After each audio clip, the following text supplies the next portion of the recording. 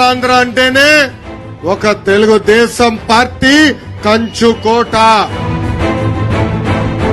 పోరాటాలకి మారు పేరు శ్రీకాకుళం జిల్లా.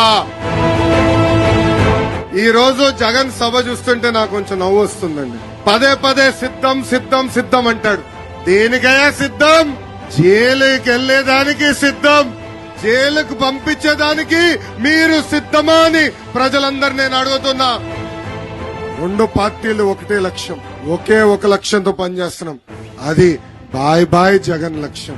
ఆంధ్ర రాష్ట్రానికి క్యాన్సర్ లాగా తినేస్తున్న జగన్ ప్రభుత్వాన్ని తరిమి తరిమి కొట్టే లక్ష్యం. సైకో పోవాలి, సైకో పోవాలి.